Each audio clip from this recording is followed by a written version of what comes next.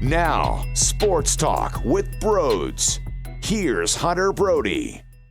What is going on, everyone? Welcome on into Sports Talk with Brodes. That was such a huge victory for this Philadelphia Phillies team. Aaron Nola needed to pitch a gem, and that's exactly what he provided for this club. This squad needed to grind out a series win. It had to happen. Coming off of the 2 series to Atlanta and the New York Mets, coming home to Citizens Bank Park, you had to find a way against a team that was extremely beatable to win a series. Aaron Nola was magnificent. 1, 2, 3 innings left and right. It didn't matter what part of the lineup was up. He was able to execute at such an efficient rate. He was dialed in, and that was smooth. I do think part of that was because you don't see the Cardinals very often. When was the last time they went up against Nola? And that's not to take anything away from this outing. There is a difference, though, when you see the Atlanta Braves, when you see the New York Mets, so many times throughout 162, they know your tendencies. They understand what you throw when you are uncomfortable. When you try and figure out someone's sequences, when you see them constantly, you know that that is what they like to throw. That is their comfort zone. You see their changeup. You see their off-speed pitches. You know their fastball. You know the movement. You know where they like to throw their pitches on the corners. You just understand fully what the pitcher is all about. When you don't see them very often, and when it's been so many damn years since then, well, you're going to be thrown in for a loop, especially when that pitcher has such a unique skill set like Aaron Nola does, and he put it out there for display. He mowed through 10 Ks, only 2 hits allowed, and I love the fact that Joe Girardi allowed him to go back into the game in the 9th inning, and it was very touchy. It was very debatable, because not only did he have 102 pitches at that point, but it was the top of the lineup. So you're talking about Edman. You're talking about Goldie. You're talking about Nolan Arenado. So these are their powerful weapons. No matter what they did to that point, no matter how fooled they look earlier, no matter how silly it was, when you go around the lineup again, it adds a bonus to the percentages of them being able to get a hit. And you know that at any point, Nolan Arenado can be that guy. Goldie could be that guy. He has been that guy for quite some time in this league. So it doesn't really matter. It's similar to if Bryce Harper was 0 for 3 in a game and he was up with 2 men on and 2 outs in the 9th inning, it doesn't matter that he's 0 for 3. That's the guy you want up there. That's the top of the rotation. You want them up there. It's scary. I would have thrown him back into the fire and warm up somebody else just in case if he allowed 1 man on, it's a quick hook. I don't care what the fans think. I'm putting myself in Joe Girardi's shoes.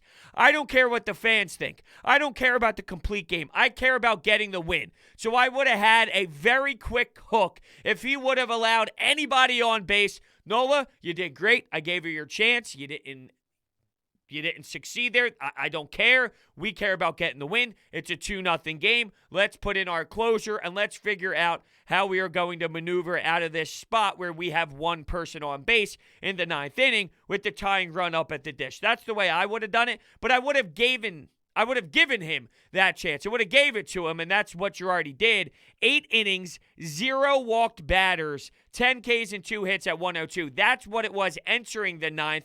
And I just feel it's such a huge milestone for him to finally get a complete game shutout the way that he did. The only time he's ever given you that full game is because of those 7-inning doubleheaders, which is very faulty. It's very fluky. It doesn't really count in my eyes. So knowing that he has been coming off of a couple tough starts, why not give him some momentum? Why not give him a confidence boost? Why not allow him to work himself into succeeding and having such a big milestone checked off?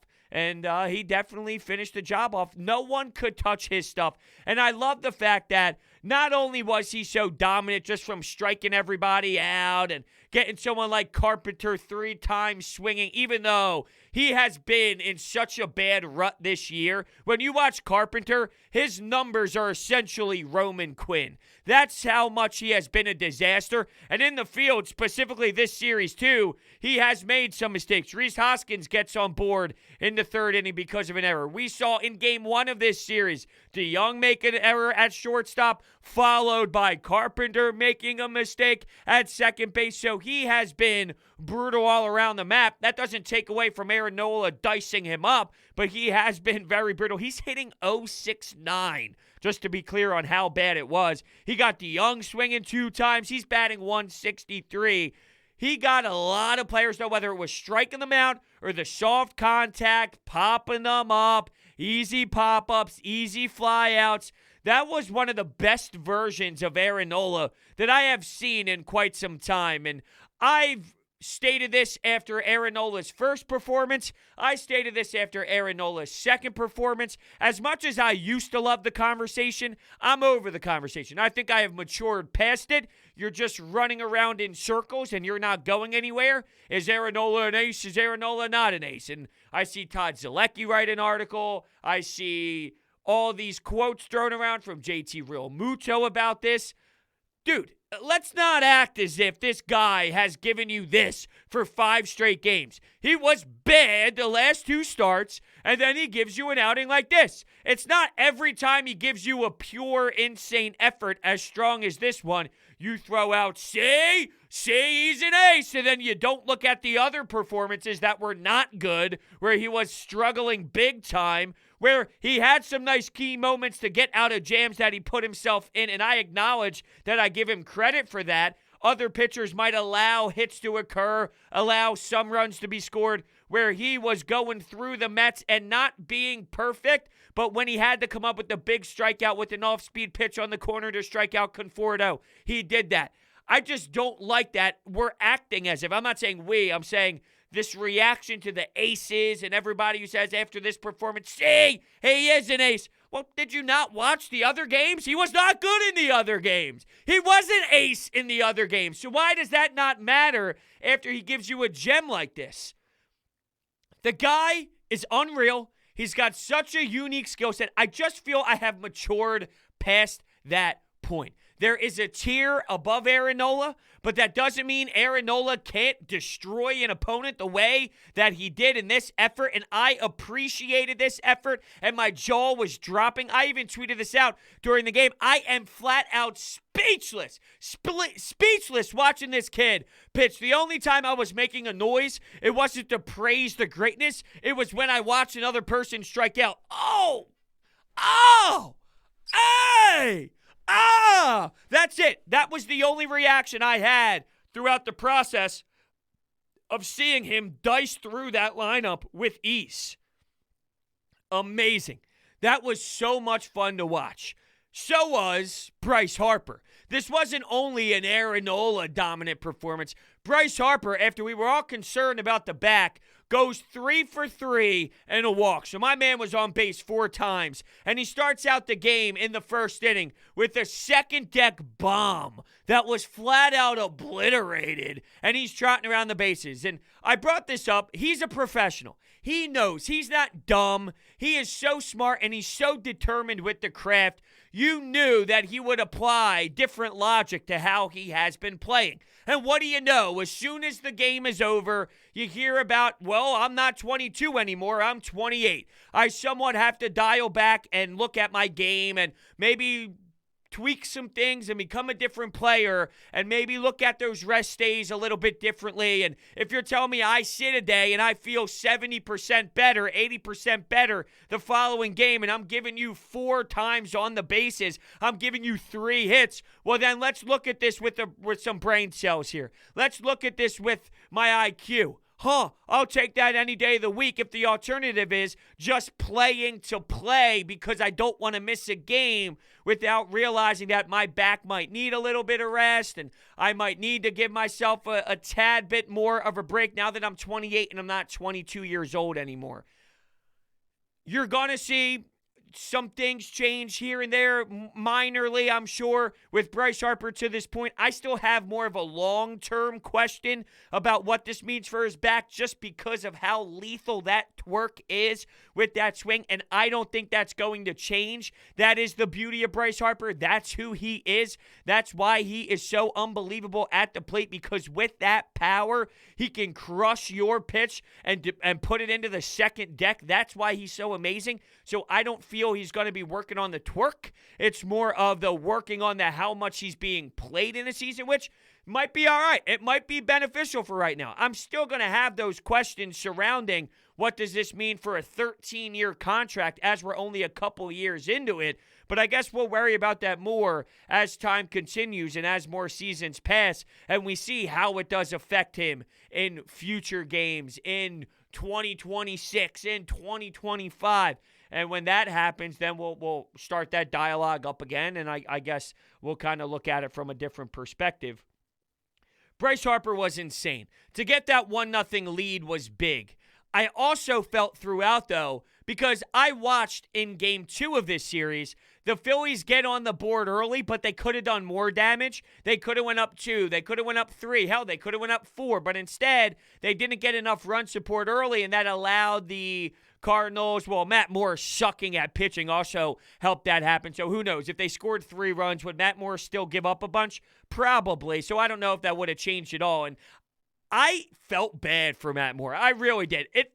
It's very rare for me to have that type of feeling for someone as they're getting abused and booed so heavily, because quite frankly, you put this on yourself. You pitch so poorly that you deserve 11,000 people hammered, shotgunning beers in the Jetro parking lot, walking into Citizens Bank Park and just feeding you an aggressive amount of booze when you're throwing the ball over the opposing pitcher's head and you're getting yanked out of the game. You were trash, and in 1 inning with 2 outs, you're allowing 5 runs. You're supposed to be crafty. You're supposed to be a veteran. So with that being said, you got to work yourself out of those spots. There's 2 outs.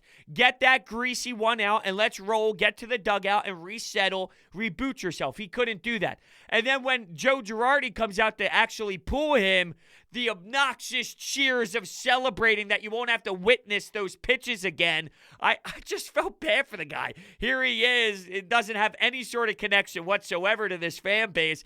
I'm sure he knew that we could be ruthless. Who doesn't know that this city can sometimes be a little over the top and sometimes be harsh to play for? But damn, to actually experience it, I put myself in his shoes thinking, okay, here I am on the mound. I am not doing well, and no one's supporting me at my home ballpark. I'm supposed to flush that away and try to dial in my pitches and get back on track when I know that everyone is on the edge of their seat to just let it rip, and if they could spit in my face right now, they absolutely would. That's all part of the job. I'm not saying it's not. You're a professional athlete. You got to be mentally tough, and you got to be able to maneuver yourself through some of those wonky situations that you put yourself in. But it can't be easy, that's all. I don't know how I got sidetracked into Matt Moore. That was totally not this game. But the correlation here is I thought that in the second inning, Segura had a hustle double with 2 outs. So you have a man in scoring position, 2 outs. Let's see if you can put something into the outfield that would put some pressure maybe on the defense of the Cardinals, who wasn't playing great all series long. So maybe you get a chance to somewhat squeeze a run through. Segura's been hustling his ass off as of late. So with Mickey Moniak up, well, what do you know? He strikes out. And by the way, he struck out 3 times this game. He did have a walk, but he struck out 3 times this game, which is abysmal. And you have not had a hit from your center field position in the last 12 games. I almost feel that it's damn crazy to think that you are 8-7 after 15 games and winning multiple series when you are getting this type of production from such a crucial position, and when you have a hole in your starting rotation the way that you do, you're still winning series. I almost give them credit for being 8-7, thinking about that terrible statistic of 12 straight games, not getting a hit from a full-arm position and just striking out constantly. You needed to get Gene Segura on board. Then comes the 3rd inning. All right, so it's 2nd inning, 3rd inning, 4th inning, 5th inning, like literally 4 innings in a row. In the 3rd inning, Rhys Hoskins gets on because of the Carpenter error. Bryce Harper walks, and then as JT Realmuto's up to the dish, He swings, the ball hits Rhys Hoskins as he's running to third base. That ends the inning. So you had some traffic with your top guns out on the base paths and with someone like JT Realmuto up, not able to get the run across. Fourth inning, Segura gets another hit, who is absolutely on fire and one of my favorite players to watch right now in this lineup. That's right. Something I would have never imagined in a million years saying before the season started. I'll relate this to Tobias Harris and his defense for the Sixers. There's not a shot in hell before the season started that I would have mentioned. You know what I think is going to be a key factor this season? Tobias Harris and his defense. It just was never a storyline. It was never thought about. You had so many questions with Ben, Joel, Doc Rivers. Tobias Harris and his defense was probably 40th on the list of possible discussions heading into the season. With Gene Segura, you knew that he was a 300 hitter 3 years in a row back in 2016 through 2018, around that time frame. He hasn't been that in quite some time. You never thought of, okay, what are you getting out of Gene? It's how are you going to fix that bullpen? It's what's going on in center field. It's who is Chase Anderson and Matt Moore. It's what's Zach Eflin going to be to take over that spot in Jake Arrieta's position. Those were the questions. Gene Segura, the guy that you were trying to trade, and there were some rumors that maybe the Toronto Blue Jays were interested during the offseason. He was so far down on the list, and here he is as one of my favorite players to watch this year because of not only just putting the ball in play and finding gaps throughout the outfield, but it's the effort level. This is the most extreme effort I've seen out of him since he's been here, and it's fantastic. It really is. So, fourth inning, Gene Segura gets a hit. Mickey Moniak walks. Not that I expect Aaron Nola at the plate to be able to give you some runs. It just would have been a nice added bonus. You see Zach Wheeler do it earlier in the season when he was able to knock in a couple runs, and it was fun. I'm not putting any sort of blame on Aaron Nola in that fourth inning. I'm just bringing it up that there was a chance with a couple guys on to maybe be able just to squeak something out, and they couldn't then. In the fifth, they did. In the fifth, they did. I'm sorry, I mentioned the four straight innings. The fifth, they finally did do it. Rhys walked. Bryce Harper doubled, smokes it, phenomenal. And Alec Boehm gets the sac fly eventually to put yourself up 2. I just didn't feel comfortable because I knew at any point one swing could be the difference. One swing could change the outcome. You walk one guy and who knows, not that Aaron Nola was walking anyone by any means, but if you accidentally put somebody on base and it was followed up by one swing, well, you make that one mistake of a pitch, which we've seen before to Pablo Sandoval this season, and that can change how this entire game is played. So I just thought it was so big that Bryce Harper gives you 3 hits. I thought it was so big that Aaron Nola pitched a gem, and you got your key contributors really stepping up, and Gene Segura. So I am concerned about the center field thing. I told you I'm not big on Mickey Moniak. You can try and sell me that he gives you more professional at-bats than Roman Quinn, which was what was told to me after a game or two ago. And sure, that's not hard, but sure.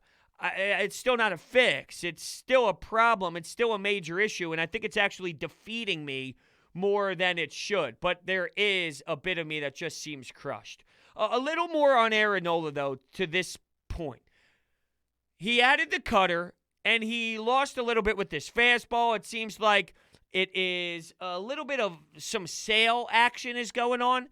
So is it a part of adding that cutter, working with some different spots on the ball with your fingers and working with so many different pitches that maybe you're losing a bit of your fastball? Not so much today, this afternoon, obviously, but to this point, he hasn't had that same impact pitch with the fastball, and working with that cutter, has that changed the way that that fastball has been delivered from Aaron Nola?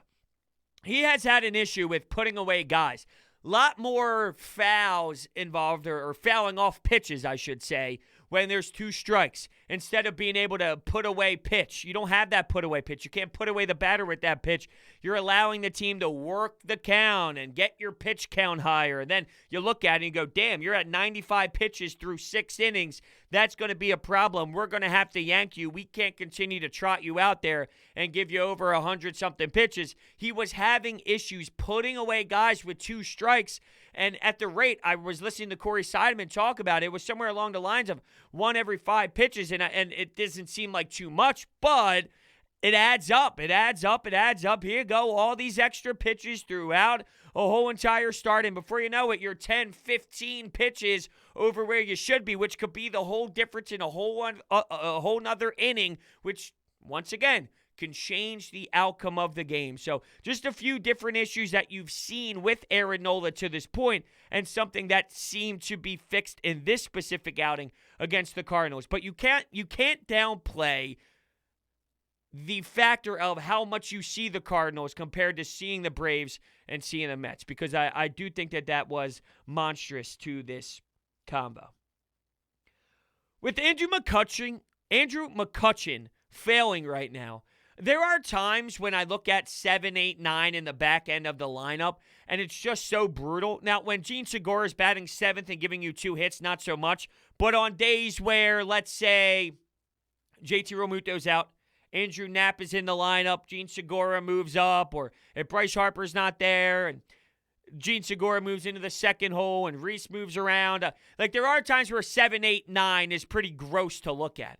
And besides leading off for the first part of the game, how many times do we see it where you're trying to get yourself to turn the lineup over? And I think one of the reasons why Andrew McCutchen has failed to this point and looked the way that he has is because when 7, 8, and 9, you're striking out a bunch, when Roman Quinn's not getting on base, when Andrew Knapp or Bamboo Brad or any of these players, Matt Joyce, if they're out there and they're not getting on base, well, then when Andrew McCutchen is up and let's say 8, 9, and 1, well, 8, 9 both get out and 1 is up, Andrew McCutchen, nobody's on base. I'm not saying that's the only reason. By no means am I saying the only reason why Andrew McCutchen is struggling is because of this scenario. But I do think it plays a role that your center field position, whether it's Adam Hasty, Roman Quinn, Mickey Moniak, they suck. Your pitching spot, it sucks. Plenty of games, your 7 is so weak. And now you have them being pitched to, and by the time Andrew McCutchen is up, maybe with 2 outs, well, there's a big difference pitching to somebody when there's someone on base and not on base. There's more pressure, more stress pitches, more this, more that. You're focused a little bit more intensely because you can't walk this guy, because if you walk Andrew McCutchen, or if you make a mistake to Andrew McCutchen when there's already somebody else on base, who's up? Rhys Hoskins. Who's after that? Where you can't make a mistake on Rhys. Oh, that's right. Bryce Harper. JT. Didi. Alec Bohm. Do you see how there's one big snowball effect on how much pressure that puts on the pitcher to pitch to McCutchen? Because then it's Rhys Hoskins, and there's no way in hell you want to pitch to Rhys Hoskins when you have a couple guys on base, and then God forbid you make some errors then. Now you're getting to the top players, and you're getting to those Bulldogs.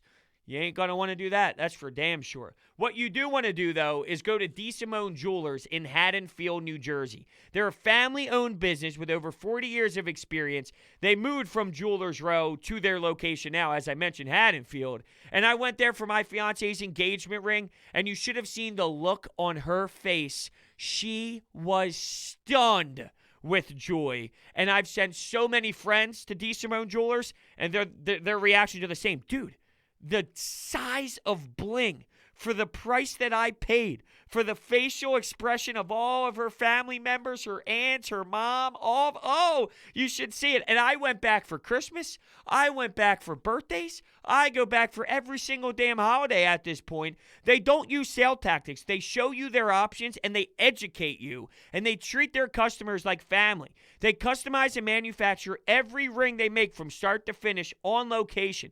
And because of that, they beat the competitors' prices. Nothing beats their prices. I'm telling you, let me be clear. Nothing beats their prices. You'll see exactly what I mean when you go in there and you tell them, hey guys, Brodes sent me. All their information is down below in the description. All I'm saying is you are going to be blown away by the prices, the size of the bling, how phenomenal the product is itself. It's a no-brainer. DeSimone Jewelers. All right, let's flop on over to your calls after this game. Here we go. I think today's win, and particularly Nola's pitching, it was really good. And it might be partly because the Cardinals don't see him often. They're not used to his stuff like everybody else in the NL East is by this point. But either way, great start. I want to touch on Moniak. I know you're not big on him, but, he was striking out, and I'm kind of lowering my hopes on him just a little bit. And also Gene and Bryce with the little high fives after, they make a play in the outfield. I thought that was cool. You see Gene, a smile on his face after that. Great win, winning series. That's what it's all about. Let's go. Yep, just win the series. And as brutal as Game 2 was, I raised the question after the game. If they take care of business in Game 3, do you look at it as a full product of 3 games and say, you won the series? Or do you look more in the detailed problems, which is we have so many issues with this team, with the rotation, and with the center field position, and quite frankly, still with the offense. The offense is not what we anticipated. We demanded to see more. And guys like Alec Bohm, for example, my man has crushed pitches. Edman with the phenomenal play out in right field by the wall. And that's happened twice, recent memory from Alec Bohm, where my man just murders the ball. And unfortunately, there's a great defensive play that robs him from maybe an extra base hit, or even if it ends up being one of those hard singles, whatever. Alec Bohm, the stat sheet might not show exactly how well he has hit some of the baseballs, even though there has been some at-bats where I think he's looked more frustrated than in other moments in his young career. I do think he is putting a lot of pressure on himself throughout, but he's one of those players where his ceiling is so high and he's so damn good that I want him to have that type of pressure on himself because he can execute, and he is a dog, and he is a guy that can do so much good for this team, and when he does, well, it just brings this squad to a whole different level, and we need him to be that for this offense to get to where we think it can be. And I do feel it can get a notch above, but you only scored 2 runs. You need more. Didi goes 0 for today. Rhys Hoskins didn't get any hits. He did have the walk, though, and he got on because of an error, but he didn't get any hits. Kutch has still been struggling. I was talking about it today on 97.5 The Fanatic. Tyler Zulli, who's a great baseball mind, was my producer, and he brought up he wants to have Bryce Harper lead off. And I'm not against Bryce Harper leading off. I just don't know what you would do with Andrew McCutchen. Where would Andrew McCutchen play if he didn't lead off? And I asked him that, and he said maybe 8. Because if we're talking about turning over that lineup problem, imagine McCutchen being 8, and then you of course you have the pitcher, which is essentially an automatic out. But if you get McCutchen on, and then you go to Bryce Harper, Rhys Hoskins, then you would Maybe have something like Alec Bohm, JT Realmuto, Didi, Gene Segura, and then that bad player, whoever's playing center field, would bat 7th, and then Kutch at 8. Maybe there's something to that. I'm not against that. I would be okay with it. But this offense still wasn't great. To your point of the Cardinals and Aaron Nola not seeing them, I don't think that's a knock. And I feel that there's this reaction of stop trying to look for excuses for Aaron Nola. It's not an excuse. There is truth to this. When you see someone more times than not, you get used to who they are. You get accustomed to how they pitch. You know their sequences. They can try and fool you, but you see it way more that you somewhat have a better understanding. It was a part of this, but Aaron Nola still had to fool the hitters. Aaron Nola still had to have the nasty stuff. Aaron Nola was absolutely dialed in, and this Cardinals team is struggling too. That's a side of it. I mentioned Carpenter and DeYoung and these players that just aren't so smooth right now. They're not the purest form of themselves, but I still give so much, an insane amount of credit to Aaron Nola. We're mentioning some of the factors that are part of the equation. It doesn't take anything away. It's just looking at all the variables. There's a lot of variables in every single game where you could talk about errors. You could talk about the weather. You could talk about the umpire. You could talk about so much in play.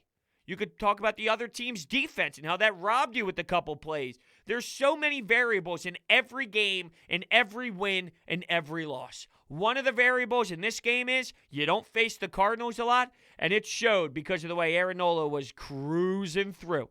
10 Ks, no walks. He was pinning the corners. Let's go with that. 2 hits shy of a perfect game. Aaron Nola was absolutely dirty.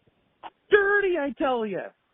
This offense rallies around him for 6 hits, 2 runs. Well, when you're 2 hits shy of a perfect game, 6 hits and 2 runs is more than what you need. Oh my gosh. Very satisfying series. Bring on Gabe Kapler. Let's go. Oh, Gabe Kapler. Oh, I talked about Matt Moore and the way that he was treated and the way that the fans poured their emotions towards his display. Oh, I can't wait to see how the fans react to Gabe Kapler and that stupid, stupid chain on his pants and the one leg up on the dugout and the aviators. Oh, man, I wonder what he's feeling. I wonder how he's thinking in his head or what he's thinking in his head, thinking about coming out of Citizens Bank Park for the first time and hearing the raining down pours of intense boos for all 3 games. And the way that you make it sting even more is you pounce on them and win the damn series, because without that, it doesn't have the same impact. He could get the last laugh if he comes into Philly and wins 2 of 3. So I really hope this team steps on their throat.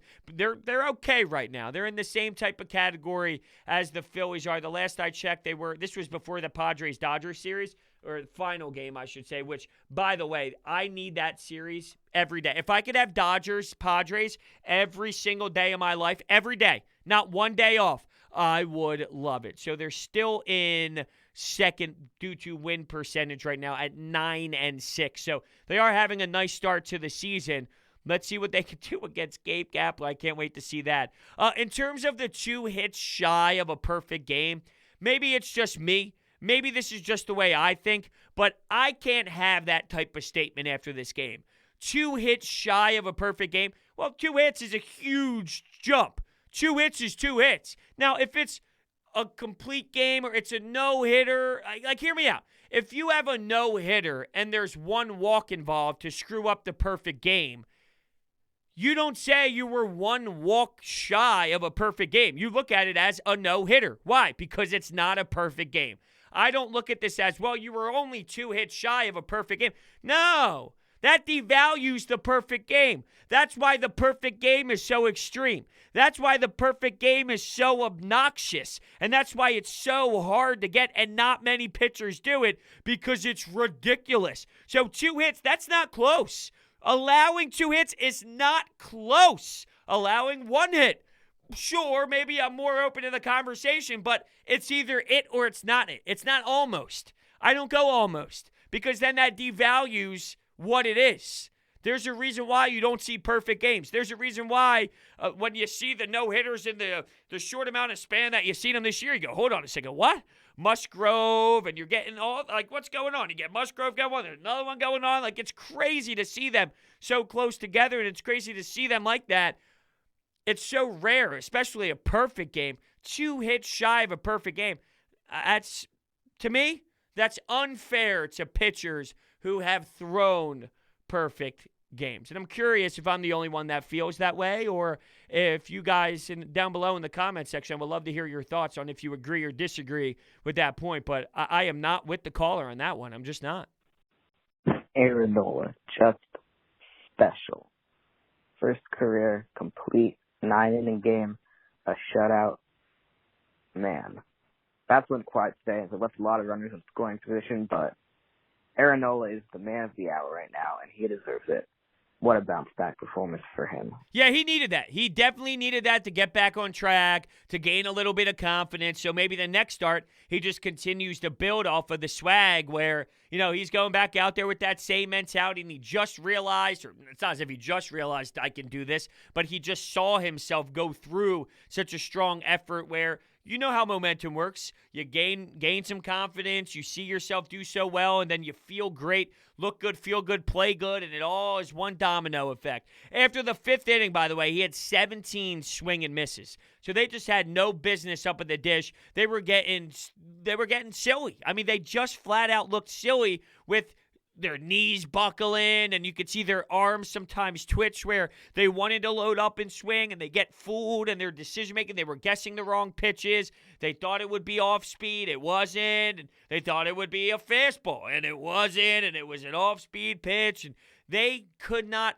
clearly grasp which direction JT Realmuto and Aaron Nola were going in. And, hey, how about that? We give all the credit in the world to Aaron Nola. And when Zach Eflin's on the mound and a guy like Andrew Knapp is behind the dish, we always give credit to how Andrew Knapp calls a game. How about we look at JT? Even though we know he's the best catcher in baseball, we know what he does at the plate, we know what he does defensively, gunning out guys, and what he does throwing guys. I even saw him I saw Yadier Molina. Actually, it was Yadier Molina now that I'm thinking about it. man, throwing it down the first base. It looked like Rhys Hoskins was so close. I'm talking about a hair off, but just the throw down and the way that he does it. It's Yadier Molina. I mean, come on. This guy's unbelievable. He's been doing this for how many damn years? To see him do that, I don't know. That doesn't relate to JT Realmuto at all. Two totally different scenarios. I thought it was JT Realmuto. Then I put it in my head and said, wait, nope, it was Molina. Now we're back to JT Realmuto. He's a big part of this. He's a big part of calling the right game and getting Aaron Nola in a groove and figuring out once he is feeling himself and once he is kind of flying and cruising and rolling, how do I make sure that he does this and he continues to keep his foot on the gas and there is no stopping, there is no mistake, there is no 0-2 pitch that gets hung up in the zone, right? How do we limit that? Well, JT Realmuto calls himself a hell of a game. All right, let's take one more. That's what I call a stop the bleeding win for the Phillies. You stop the bleeding and win a series after the bad road trip, and Aaron Nola stops the bleeding on what hasn't been the best of starts to his season. Great job by Aaron today. I love the fact, that he was allowed to pitch the ninth, and the way he pitched the ninth. He just attacked the hitters and got them out. As for the lineup and the continued problems with the bats, two things are obvious. They touched on one of them during the broadcast, just too many strikeouts. But I also think your offense is predicated a lot by what your leadoff hitter does. And Andrew McCutchen has basically become an automatic out at this point. Tough to win when 2/3 of your outfield isn't giving you anything offensively on a nightly basis. That's a fair point. I guess I'm just at the spot where I'm okay with change, and if they do want to try something new in the leadoff spot, I'm really not against it. I think it's worth it at this point. I do question if Gene Segura's success, a lot of that has to do with being in that 7 spot and maybe seeing different pitches. I don't know. Maybe there's something to that. Maybe there's not. He did have success when he was moved up, and it wasn't like he failed when Bryce Harper didn't play, and they moved him into the 2 spot and all, and he's had success there in years past too. With Aaron Nola, I guess with me, I just don't believe that this is who he is. Mickey Moniak, Roman Quinn, Adam Hazley, them struggling is a different story. And we're fully aware that Andrew McCutchen is in a different spot in his career. Nobody's denying that. But I just can't imagine someone going from his career and then within 1 year, he's now a 160-something hitter. I just don't think that's who he is. So I'm giving Andrew McCutchen the benefit of the doubt to work himself out of this jam a little bit longer than some most will. I don't think that you're never going to get success out of Andrew McCutchen ever again in the lineup spot. He's just having a tough time right now, but he's been too damn solid in this league for too damn long to all of a sudden have zero faith and to think this is who he is, which is just unacceptable. There's no way. He deserves, based off of him being Andrew McCutchen, he deserves that time to work himself out of this funk. Whether that's in the 1 spot, maybe it's in a different part of the lineup, and then they move him back into that spot once he seems to get back on track in the 8th hole, in the 7th hole, whatever. Maybe he does get moved around a bit, and then once they see him seeing the baseball better, he won't have as many at-bats, so he won't have as many opportunities to do it. But let's say it does happen, and then they move him back. Okay, maybe that's a philosophy. Like I said, I'm not against it, but I'm not also believing this is who he is. There's been too much good baseball in his career where this extreme of a drop on 1 year after already going through a season off of an injury. It would be different if this was 1 year after something brutal, but now it's almost as if you expect more after the injury because the injury's already happened. He's recovered from it. He looked great in spring training, this and that. It's not the season after. We've already got past that where now you're over that hump. And I don't think that there's any correlation between a slump and what you've seen in the injury year with that injury. Is there a correlation, though, between the limited offense right now and Andrew McCutchen leading off? I'm sure there is to it. But after the 1 leadoff spot in the beginning of the game, you start off with the 6th hitter at the top of an inning. You start off with the fourth hitter at the top of an inning. There's so many times after the first inning where it somewhat becomes something different, right? You start off with the eighth hitter. You start off with the third hitter. You start off with the seventh hitter. Other than the first time, and then randomly throughout a game where it so happens that you end an inning with a pitcher striking out and then Andrew McCutchen leads off, it's really only a handful of limited times to start that first inning off with your, quote, leadoff guy. So also think about that as well. All right, with that being said, let's end here. Before we head out, let's not forget about my friends over at DraftKings. There's so many phenomenal odds boosts and promotions going on in pro baseball with player props and money line bets and the run line. Don't forget about the totals. It's amazing to look at what DraftKings has to offer with Major League Baseball. You got pro basketball heading down the home stretch before the playoffs. The Masters was exciting. UFC, huge UFC event. And let's not forget about the NHL. So what you need to do is download the top-rated DraftKings Sportsbook app right now and use promo code BRODES. DraftKings is safe, secure, and reliable, so you can deposit and withdraw your funds at your convenience. That is code BRODES. Promo code BRODES when you download the top-rated DraftKings Sportsbook app. Some of these odds and promotions are only for a limited time. Only at DraftKings Sportsbook. Must be 21 or older. Pennsylvania only. New customers only. Restrictions apply. In partnership with Meadows Racetrack and Casino. See DraftKings.com/sportsbook for details. Gambling problem? Call 1-800-GAMBLER. Thank you all so much for listening, and I will see you next time.